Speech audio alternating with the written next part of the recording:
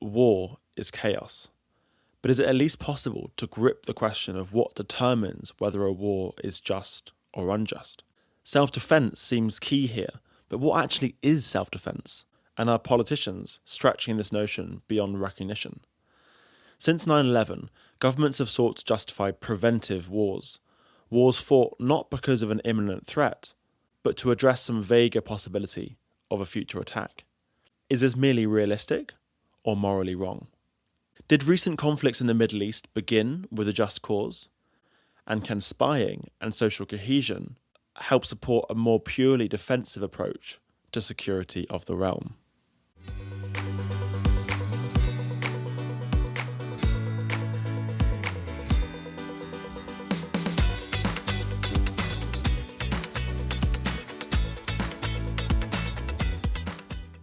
Hello and a huge welcome to Surprising Ethics, the podcast that promises an intriguing and surprising idea drawn from philosophy in every single episode. I'm your host, William Gilday, a researcher in philosophy at McGill University and the Centre for Research and Ethics. And thanks to the Centre for Research and Ethics for their support of this podcast. Although it's probably worth saying that none of my episodes speak for or necessarily reflect any of the views of any university or institution. Today, we talk about a war. From the start of the 21st century, governments have aimed to stretch the crucial idea of self-defense to justify what's known as preventive war. Let's imagine two scenarios. In the first, your country is under attack. The aggressor is assembling its troops and the attack is unfolding. It seems fine for you to go to war to defend yourself. But what about a second scenario in which you're not actually under attack? You do have a state that hates your country, and that state might attack you in some stage and in some way in the future. In this second scenario, can you go to war and get the first strike in to get the upper hand? Governments have been drifting towards a yes to this question, trying to expand the grounds for just war. And in the 21st century, the world has been dragged towards preventive war. War started not because of an attack that's already begun to unfold, but because of a vaguer sense of future threat. And such wars are presented as necessary and merely hard-headed, but amid the emotions stirred by the sense of danger and the unknown, it seems vital to examine the moral principles underlying just wars and to grip the issue more rationally. So as always on Surprising Ethics, we start with a status quo view before looking at surprising arguments and alternatives. So what is the status quo about preventive war? I'm not actually sure there is a single dominant view here. Traditionally, scholars have been against preventive war, but since 9/11, there's something of a status quo view that's emerged in some quarters in countries like the US. And according to this now popular view, which is assumed by many political parties and policy arenas in the West, preventive war is often justified. Here's Donald Trump in March 2026, talking about why he started a war with Iran. They still continue to say we want to build nuclear, we want enrichment at levels that were unacceptable. The regime was trying to reconstitute its weapons program at a different site, and they started the process while rapidly building conventional ballistic missiles. They were going to do it all at the same time that threatened our overseas bases and soon could have reached even our homeland. And now going right back in time to a pivotal moment when preventive war became much more widespread. Here's George Bush speaking in 2003 as he launched a war in Iraq. My fellow citizens, at this hour, American and coalition forces are in the early stages of military operations to disarm Iraq, to free its people, and to defend the world from grave danger. On my orders, coalition forces have begun striking selected targets of military importance to undermine Saddam Hussein's ability to wage war. Bush is here defending a war not waged in response to an attack from Iraq, but to remove Iraq's ability to wage war. He goes on. The people of the United States and our friends and allies will not live at the mercy of an outlaw regime that threatens the peace with weapons of mass murder.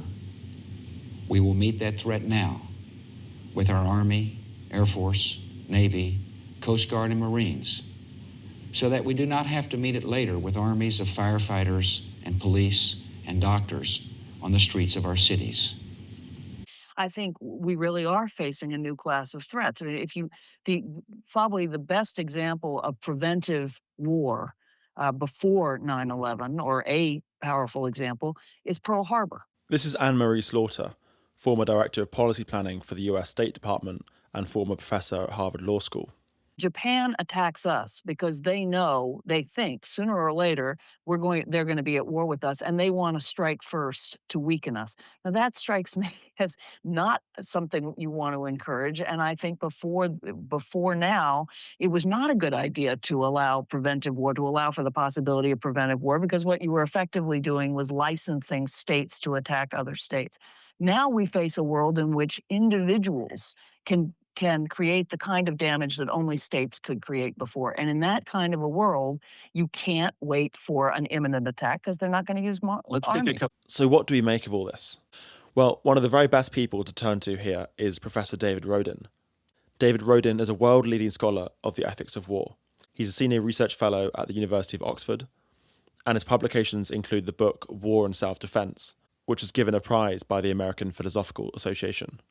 Rodin is a founding member of the Oxford Leverhulme programme on the changing character of war and is a regular lecturer at the UK Joint Services Command and Staff College, where he provides ethics training for senior officers up to the rank of 2-star general. My chat with David covers timeless ethical questions to make sure it will be useful to listeners tuning in many, many years from now, but we also get into specific conflicts that are pressing right now, especially towards the end. We talk about the principles of just war theory, preventive war and criticisms of it, self-defense and its limits, the so-called conspiracy paradox, facing defenses of preventive war, the US-led war on Iran, nuclear threats, the moral case for spying, the Israel-Palestine conflict, the psychology of those waging unjust wars, and social, non-military and purely defensive ways of stopping hostile invasions. So please do hit that follow button to help give philosophy a greater role in our thinking about politics and ethics. But without further ado, here is David Rodin. Thanks so much, David, for talking to me. First question, what are preventive wars? So the distinction is often drawn between a preventive war and a preemptive war. So if you think about war as being an example of self-defense, then you might think, well, by definition, if you're defending against some kind of a wrongful attack, it has to happen before the attack has been completed. That's kind of almost by definition. But we want to draw a distinction between an act which is kind of intercepting a blow which is just about to fall, right? That's preemption. So, maybe, an enemy has tried to strike you, and the blow hasn't yet fallen on you, but the fist has been raised and it's just about to come down, and you intercede it through an action, right? That would be an example of preemption. Prevention essentially expands that timescale much further. So it thinks about a situation where you think that somebody, and maybe you have very good reason to believe that somebody or some state is about to attack you at some point in the future, but they haven't commenced that process of attack as yet. That would be an example of a preventive action. Right. And my understanding is there has been a bit of a drift towards preventive war in the last couple of decades with the US national security strategy and so on. Is that fair to say? Well, that's right. So many states have attempted to push the boundaries from a context of preemption. And there was actually in the laws of war a very, very significant debate even about whether preemptive wars were permissible. So the example that people often give for a preemptive war would be the Six-Day War in Israel, where the Arab states, there was very good intelligence suggesting that Israel's Arab neighbors were about to attack. They hadn't yet attacked, and Israel got the strike in first. And that's considered to be, in a way, the kind of purest example of a preemptive war. And a lot of legal scholars even thought that was very, very questionable because the attack hadn't started as yet, but most people thought it was about to. But many legal scholars thought that was permissible. But starting from the the wars that the US fought, in particularly in Iraq, and it was really formalized in the national security strategy in 2002. Was this idea that you could push that window much further, and that it could be permissible to strike a state like Iraq that hadn't attacked the United States, but where they believed that there was this idea that Iraq had or was trying to develop weapons of mass destruction, and if they continued on that pathway, they would attack the US at some point, and it was therefore permissible to attack them beforehand. So that was very much a doctrine, if you like, a declared doctrine of preventive war. And when we look at the way that Trump talks about the current war against Iran, it's also talked about very much in that sense. Yeah. And what's your criticism of preventive wars? Obviously, a lot of people think they're justified because they're kind of a form of self-defense, and self-defense is kind of the key way of justifying war. But what's your view here? Yeah, so there are different ways that we can think about justifications for war. So, one way that many people think about it is what a philosopher would call a consequentialist account. So, consequentialist or utilitarian view essentially says, well, is it a good rule to allow states to engage in preventive wars, in the sense that it creates better overall consequences to allow states to do that than otherwise? And one very obvious objection to that is to say, well, look, if we allowed states to engage in what they believe to be preventive wars against an adversary, another state, that hadn't attacked them, but they thought might attack them at some point in the future, you create a very, very unstable international system, because what we find is that these kinds of conflicts will often arise among states who have a very long history of animosity together. So Iran and the United States have been adversaries, very suspicious of each other for a very long time. You need to think about India, Pakistan. You think about Israel and Palestine. These are all communities where each side has, a pretty well-founded suspicion and fear of the other. So if you create a rule that says, any state can attack preventively if they think they're likely to be attacked in the future, that just feels like a very radically destabilizing rule, right? Because it looks like it's going to end up justifying, maybe even encouraging each side in those two polarities to be attacking each other preventively to their own way of thinking, and that feels like that's not going to be a rule that will generate good overall consequences. So that's a kind of consequentialist way of thinking about the ethics of war. I tend to be a little bit less persuaded about those kinds of arguments, just because I think it's actually very hard to make those kinds of judgments, those kind of very long-term assessments that you would need to have to make to be able to say, is this a good rule or is this not a good rule? We don't have a lot of very good empirical evidence around whether this is the case or not. We can kind of armchair theorize about it. And yeah, it does intuitively sound right that a rule that allowed preventive war would be pretty destabilizing. But we don't have a lot of really good evidence for that. And you can also construct arguments that also feel like they might be persuasive on the other side. So that consequentialist way of thinking, even though I think it's very attractive, I think it probably tells us less than we think it should in various ways. So the way that I tend to think about the ethics of war, and many contemporary scholars of the ethics of war, who are often called, the school is often called revisionist just war theory. So for kind of we revisionists, we tend to think about the ethics of war starting from the idea of rights. So the starting point is to say, well, we think of human beings as having certain human rights, and amongst the most important of those is the right not to be killed or to be attacked. And so if we are going to give some kind of an account or explanation of how war is possible at all, then we're going to need to give some kind of explanation for why it can be okay to kill and harm other people that ordinarily have rights not to be killed or harmed. That's the kind of basic problematics. So now we have to think, okay, what could justify us in using lethal force against other human beings? And the kind of mechanism that looks like it's going to do that job is this idea of self-defense. And that's a very old, intuitive idea, which says that it can sometimes be permissible to harm other people, even to kill other people, when that is necessary to defend either yourself or some other innocent party.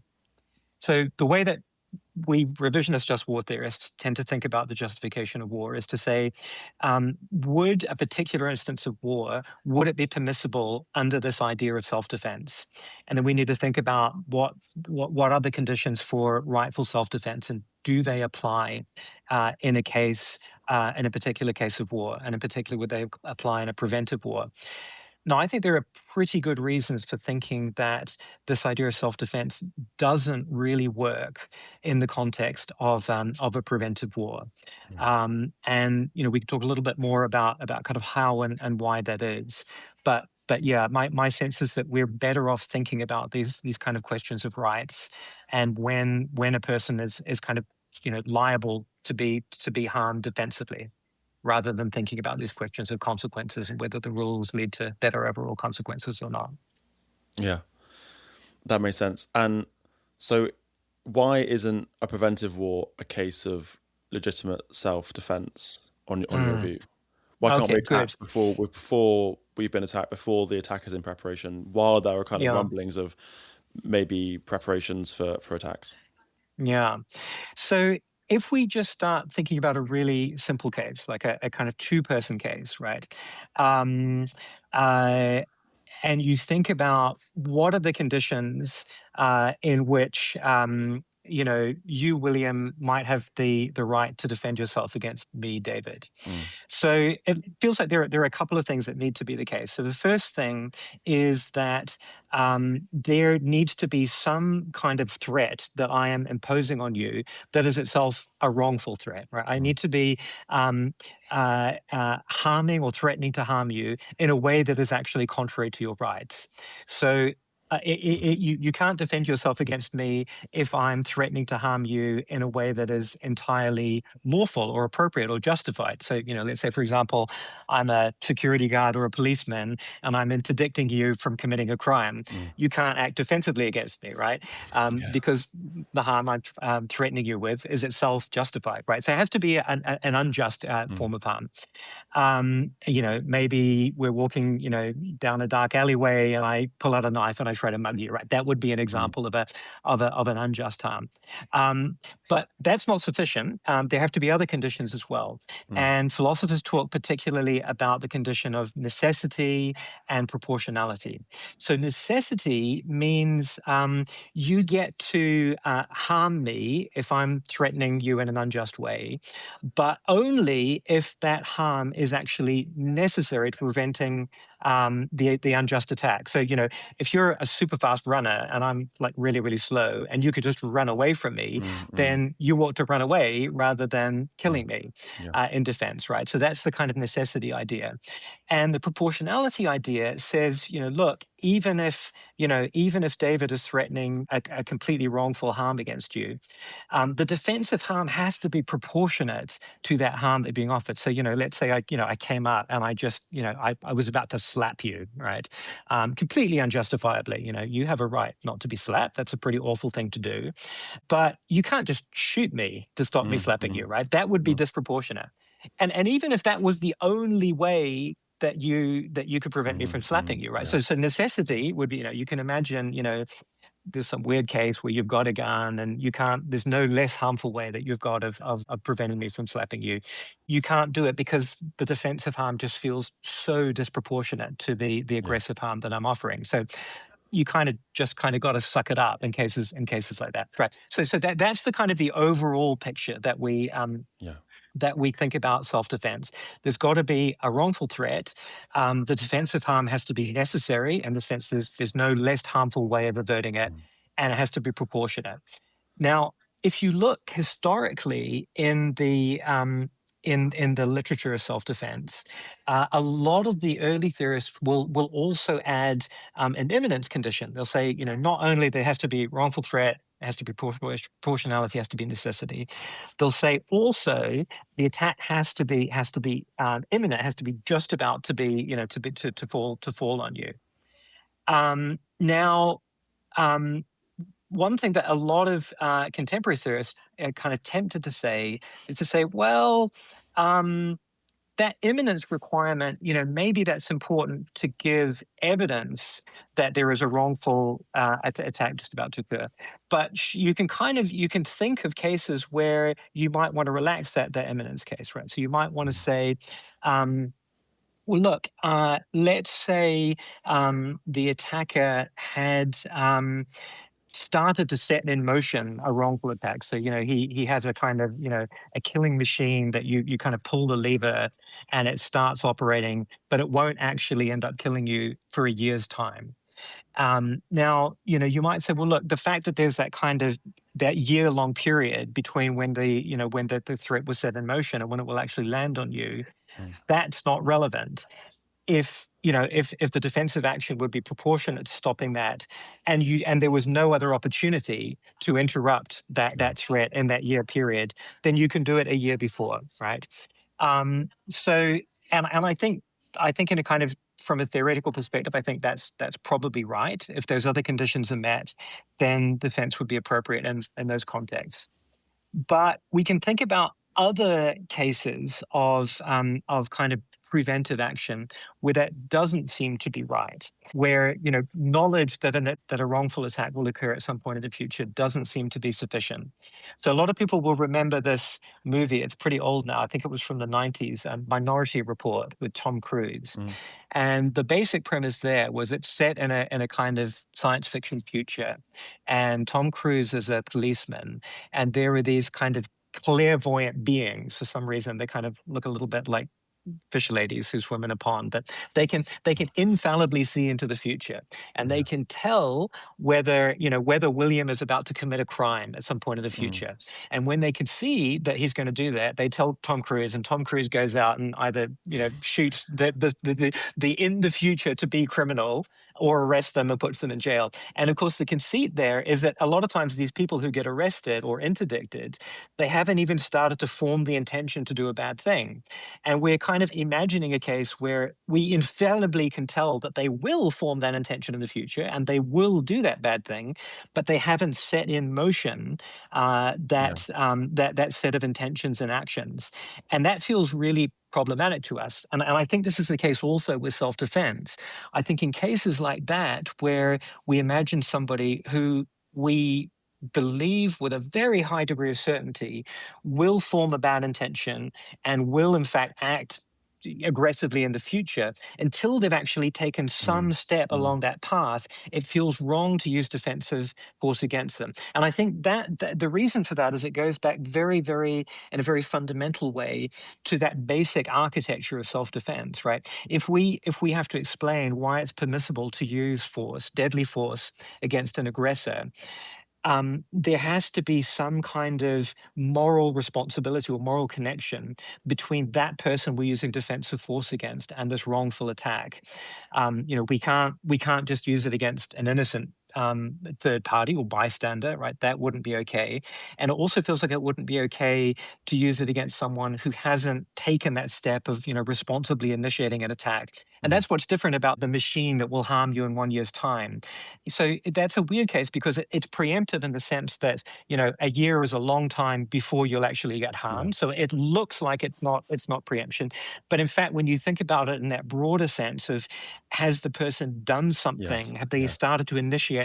In that sense, it isn't actually preventive in that moral sense.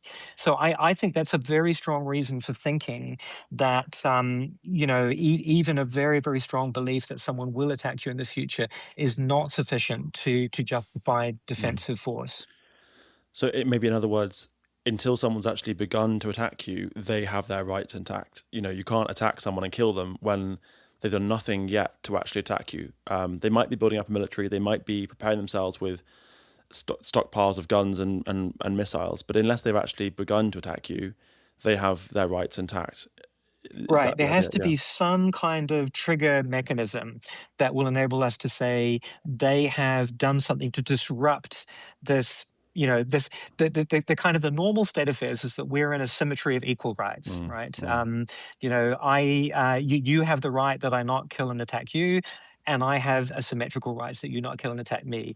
And defense only works when one of us has taken some kind of positive step to upset that symmetry, right? But to kind of to go through that process of commencing a violation of rights, and that's what creates this asymmetry that allows you, the defender, to use force against me, the attacker.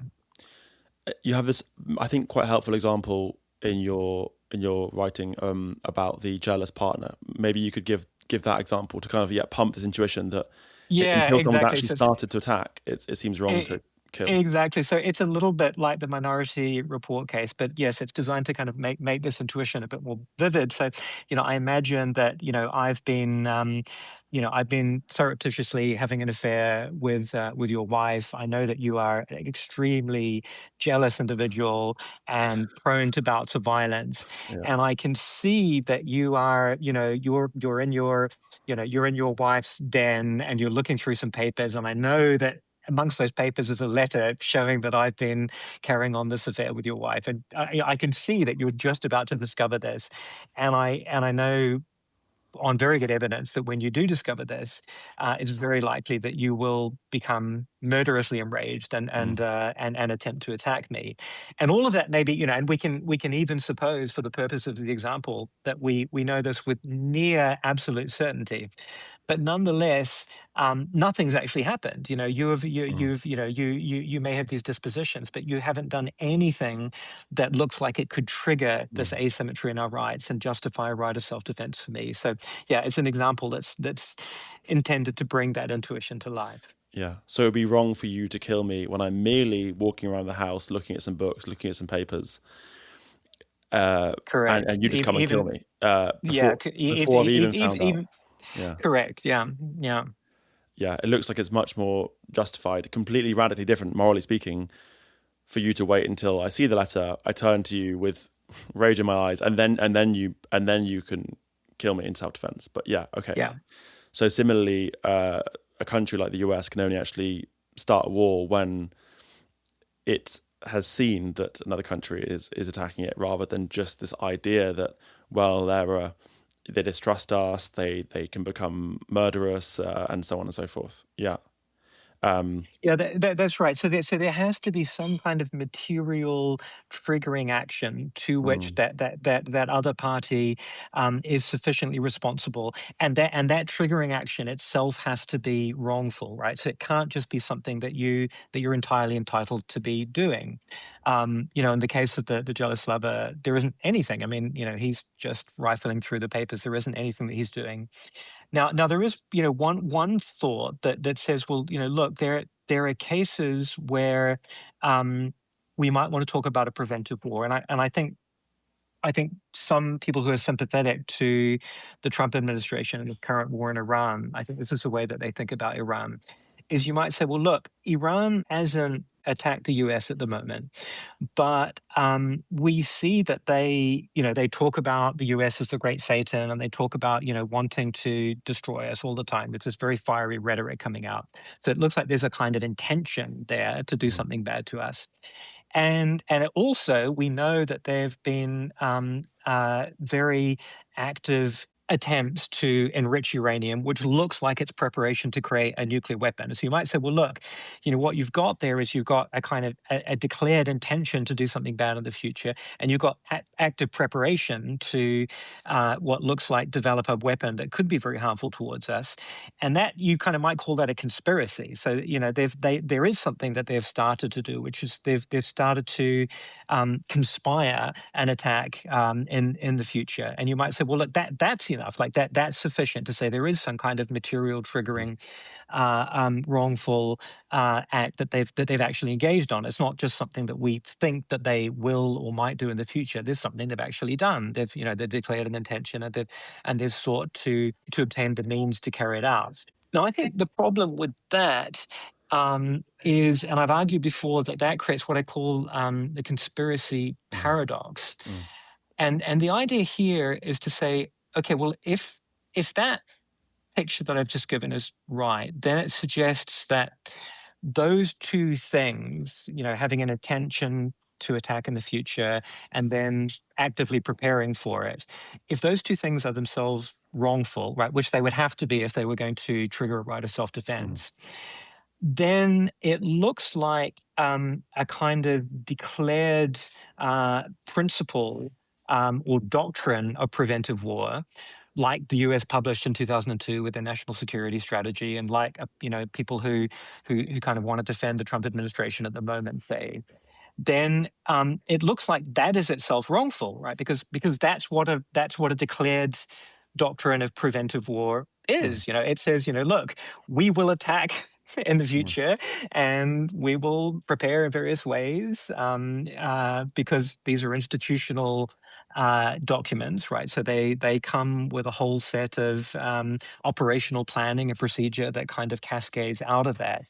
So it looks like a kind of paradoxical situation where if this kind of conspiracy is a justification for preventive war, then we would have to view those two things, that kind of conspiracy, as being wrongful.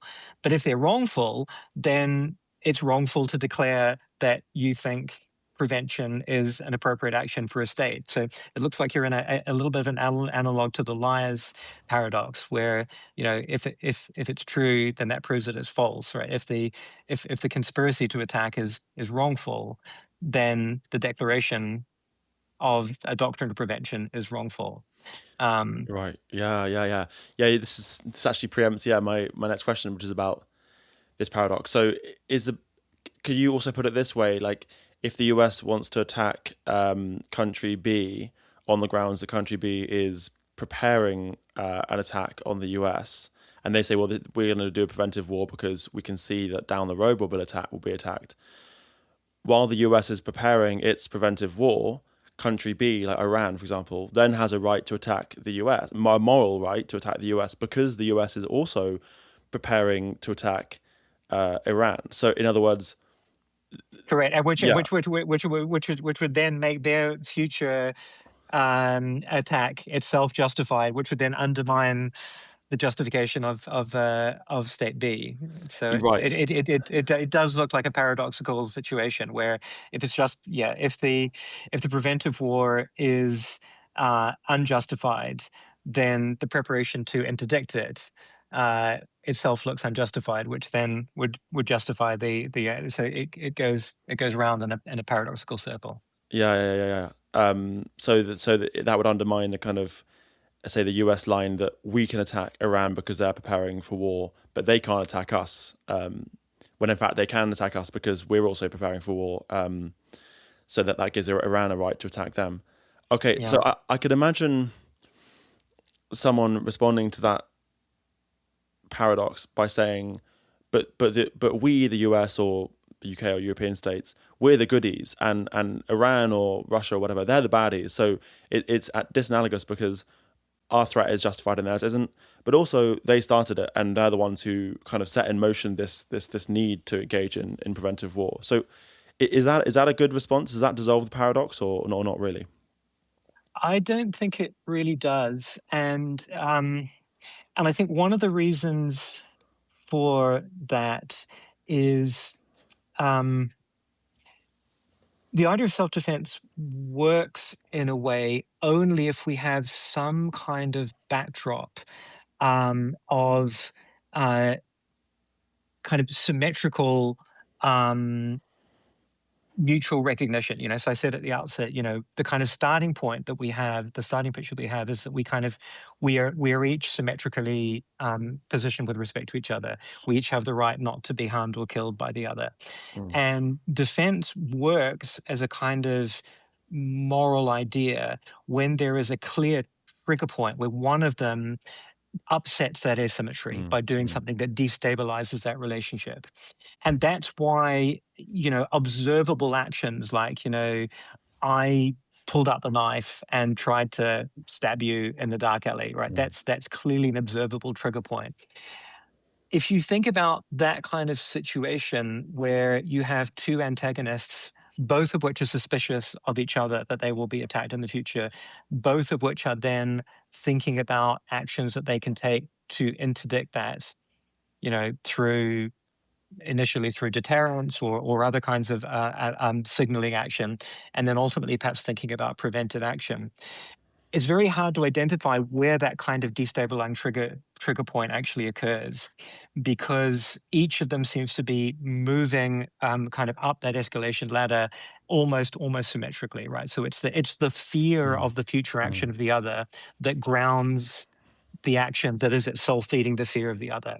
And it's very difficult to say, we are the good guys and they are the bad guys, because that interpretation can, I think plausibly in many of these cases be mirrored by the other side. So I think it's just very, very difficult to give an account like that.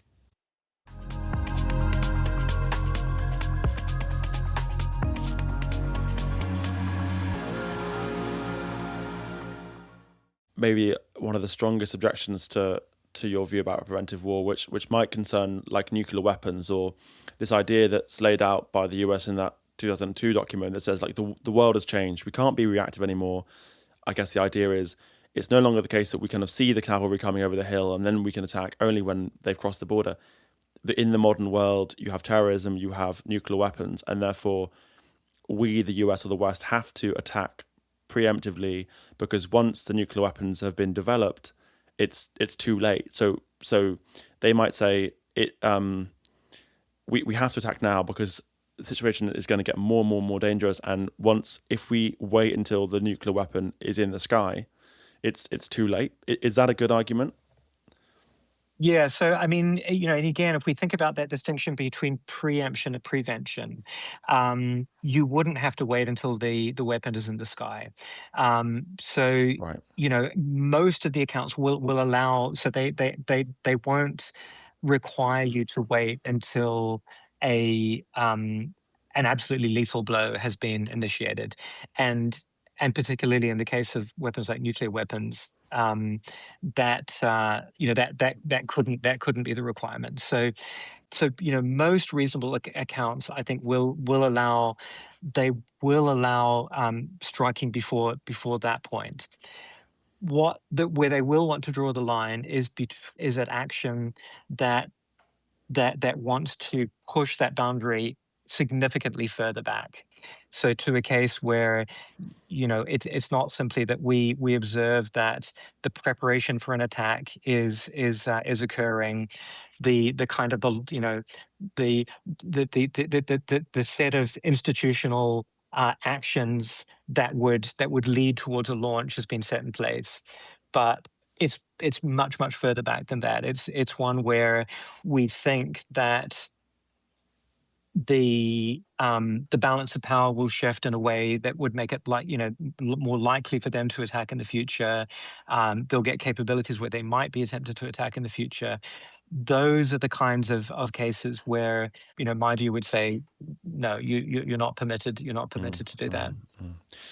So it's maybe a bit of an impossible question, but if you were kind of the US president or the key general, what would your advice be about what is the trigger point that the US would have to wait for to launch a just war, or to have a just cause for a war, and there are other conditions for just wars, against Iran? Like what would be the relevant trigger point where we go, this is now legitimate self-defense to start bombing Iran?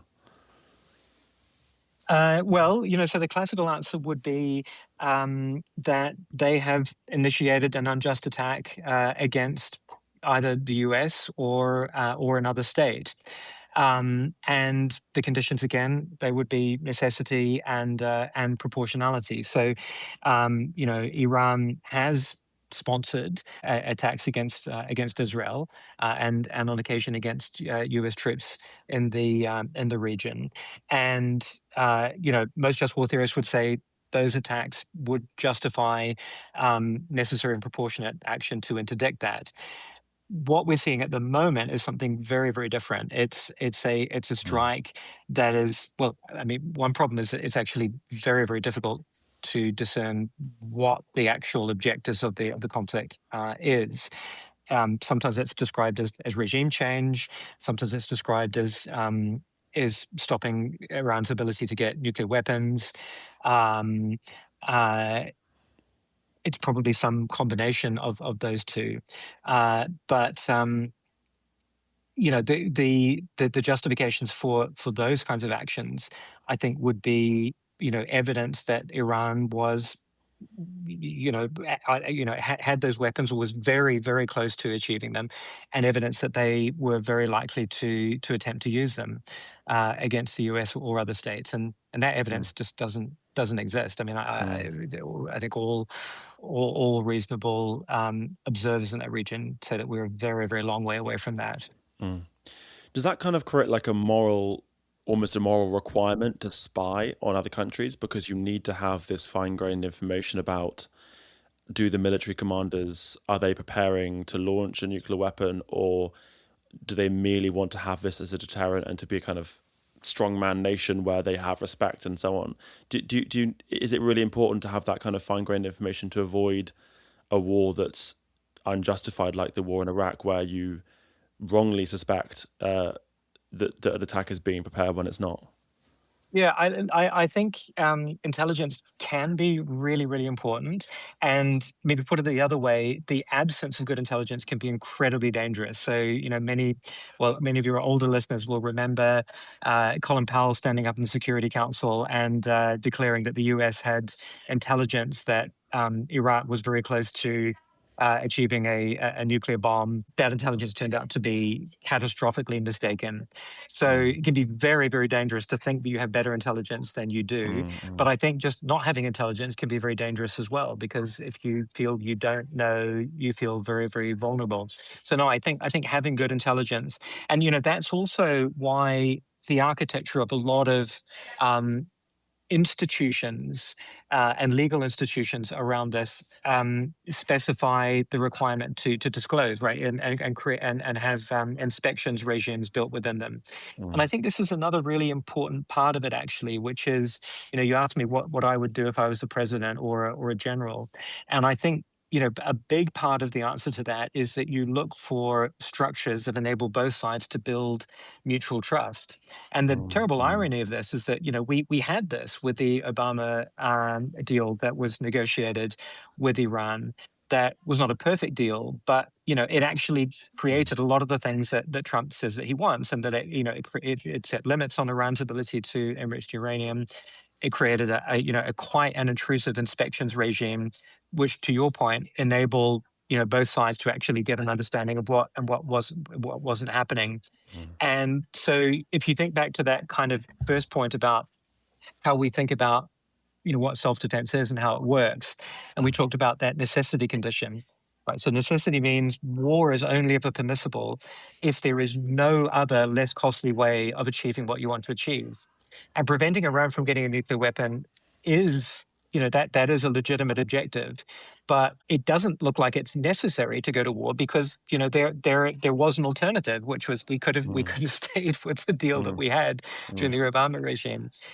So for all of those reasons, it looks like this war is very, very dubious from a moral and a legal perspective. And then maybe if I can ask about what your view is on the Israeli attacks on Palestine after October the 7th, 2023. So was that a preventive war? Or what, if not, what kind of war was it?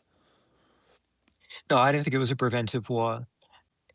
In many ways, it feels like a war of retribution, right? So, I mean, that's the other crucial thing to understand about self-defense is it's and defensive wars is that they're always forward-looking, right? So, Israel had suffered this awful, horrific, wrongful, and I think actually genocidal attack on the 7th of October by Hamas, and it's absolutely right that they would have the right to engage in military actions to prevent any reasonable expectations that an attack or something like that could happen in the future. But that is forward-looking at that point, right? So the justification for using force that Israel enjoyed, it should not even be viewed as a kind of punitive or retribution, but it should really be looking and saying, okay, we now have very strong evidence that there is capability and intention. sitting within the territory of Gaza, within Hamas, to hurt us. And clearly, there was a justification to use military force in order to prevent that any capability that arose in any future threat. But the actual actions that they took did not seem in any way proportionate or commensurate to that. And you saw that in the scale of force that was used, and the kinds of tactics, including blockades of food that really just looked like an attempt to starve out the population. So it really looks much more like a war of ethnic cleansing. I think scholars who assess this as genocidal and intent and in nature, I think are absolutely right. So I think it's very the action. I mean, there absolutely was a justification for some defensive action after the October 7th attacks, but the war that Israel waged was so far in excess of that it really can't be seen as a defensive action at all, I think. So the view is that the military actions that would have been justified would be those that were strictly necessary to kind of diffuse a future attack. So Correct. they have intelligence say that this pocket of Hamas is planning an attack. I was taking steps to initiate the attack, and then they can go in and use lethal force against those particular combatants. Against those combatants, with the potential, there is always in war a potential that there will be collateral harm. So, collateral is the term for harm inflicted, side effect harm inflicted on people who are not liable to be attacked, but where that is necessary and proportionate to the attack on the combatant.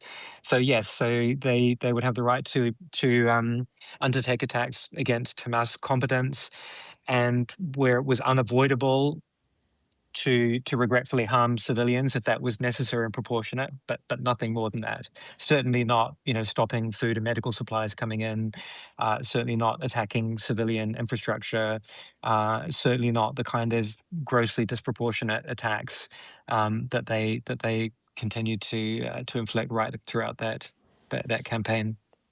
Okay, so when you speak about it can be okay to launch an attack that will have side effects in terms of killing civilians, but it has to be proportionate. I guess what you mean is that the death toll or the harm to civilians has to be in line with the moral importance of the military objective of killing one Hamas commander who is set within a civilian environment. Yeah, correct. So philosophers will sometimes talk about wide proportionality and narrow proportionality. So when we talked earlier about the self-defense example, and I said, well, if I were about to slap you and the only way you could defend yourself was by shooting me, that wouldn't be okay because it would be disproportionate. That's what philosophers call narrow proportionality. So it's thinking about, is the force I use against the culpable attacker, is that proportionate to the harm that they're offering me? And shooting is clearly not proportionate to slapping, right? Wide proportionality is a little bit different. Wide proportionality is when you think about, okay, I'm being wrongfully attacked, and I can defend myself by using force against the attacker, but the attack will itself create side effect harms for those nearby. So this happens all the time in warfare. Classic example would be, an airstrike against a military target where civilians are living nearby, and there's no way of achieving successfully that strike against the military target without harming some of those civilians. And so there, the judgment we have to make, exactly as you say, is to say, is that harm against civilians, is it proportionate? Is the value of that military target sufficiently high to justify and make it worth it to inflict that foreseeable harm against civilians? And that's the wide proportionality judgment that soldiers are required to make when they attack a target. Right. Yeah. Yeah, and then maybe a final question is, if you're right that basically, I guess your view is that preventive war is almost never justified. Is that the view? Yes. Yeah. So if preventive war is almost never justified, but you have a lot of people, citizens, military commanders, politicians in the Western world who have a very different view. They think preventive war is normally justified, or it's justified if they launch it as a kind of democracy against non-democracies or whatever. What do you think is underlying the kind of psychology of those people, if their view lacks kind of intellectual or moral foundations? And also, furthermore, you notice that a lot of politicians aren't concerned about other threats to security in anywhere near the same way. So, for example, we know that fresh pandemics could start and could wipe out populations in the Western world, kill a lot of people. We know that there's links to factory farming and so on in terms of pandemic risk, and yet we don't see the same kind of hawkishness with respect to diffusing those threats or diffusing steps towards antimicrobial resistance that could kind of undo a lot of medicine. So what do you think is going on? Is there a kind of what's going on psychologically or emotionally that makes those views attractive? Even it's a great question. So I think there are two things going on. I think one thing is that we psychologically are much more worried about what we see as kind of wrongs rather than harms, right? So, the harms from an attack from a neighbor may be the same in terms of numbers of deaths as from a pandemic, but the attack is in a sense it's a wrong, right? It's an intentional violation of our rights that wrongs us in a way that a pandemic doesn't, right? The pandemic harms us, but it doesn't wrong us, right? The microbes don't violate our rights. So I think there is just psychologically that feels very, very different to us. I think in terms of the preventive, why are people inclined to think that prevention is okay? I think it's partly because of, again, another point you raised earlier.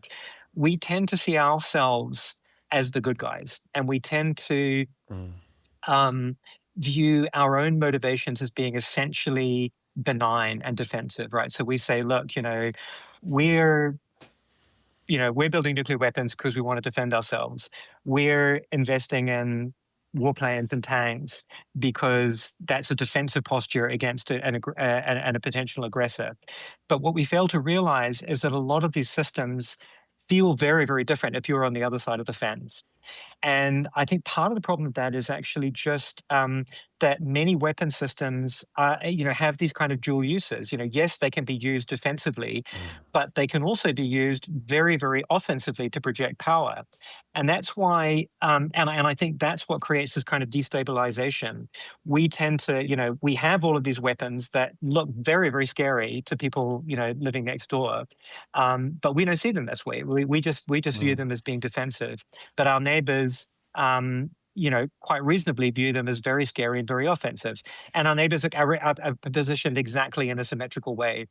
And that's one of the reasons why I tend to be very sympathetic to ideas of theorists like Gene Sharp. Gene Sharp is a very interesting political scientist who theorized ideas of passive resistance and nonviolent resistance. So these are the ideas of, you might think about Martin Luther King or Mahatma Gandhi. And Gene Sharp really extends these ideas by thinking, okay, are there ways that we could make it very kind of truly defensive technologies, like social technologies or infrastructure technologies that are truly defensive, that would make it very difficult for an aggressor to invade and capture our state, but wouldn't be scary to the to our neighbors. So he thinks about things like civil resistance, like strikes, like things that would just make it very, very hard for an aggressor to invade our state. So they're kind of deterrent, but they don't create that fear in others. So and I think that's a very, very profound insight to recognize that we it's just natural that we view ourselves as having benign intentions and we view others as having malign intentions, but the others see us in exactly that way. So anything that we can do to create a sense of security in others is going to be very, very helpful for that. Yeah. So just to pick up on the practical idea there, so the idea is that we could defend our populations by doing what exactly? So there's a whole range of different things. And actually, interestingly, there is a lot of empirical evidence that these strategies are highly effective and actually, in many cases, much more effective and much less costly than military action. So these would be things like organized action, so strikes, refusal to pay taxes. It could include, on the kind of more kinetic side, disruption of infrastructure. So, destroying railway lines, or it can be, could involve go slows. So things that just make it very, very difficult for a putative invader to actually govern and control your territory. Right, and showing that prior to any invasion, showing that these capabilities, these community ideas or mechanisms are there, Yeah, right? That's exactly. kind That you have you've invested in the social cohesion and the infrastructure to do that. So a lot of the Baltic states, Finland, Lithuania, Latvia, they have got very, very interested in these ideas, and they do a lot to create very robust, decentralized cells of citizens who are kind of prepared to right. to resist a potential invader.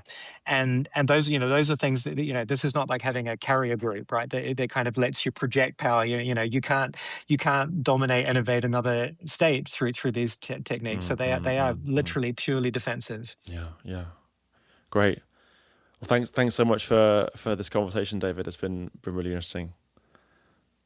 Fantastic. Good. I'm about to get thrown out of this cafe because they're closing. Well, that's it. Thanks so much to David, and thanks so much to you. Thank you for coming on this journey with me of trying to make philosophy and clear thinking a greater part of collective decisions and our individual lives. Please do hit follow so we can go further together and get the podcast out to more people. If you want to, you can fill in the survey in the show notes or drop me an email with any episode ideas. And I'll see you on the 1st of next month for more surprising ethics.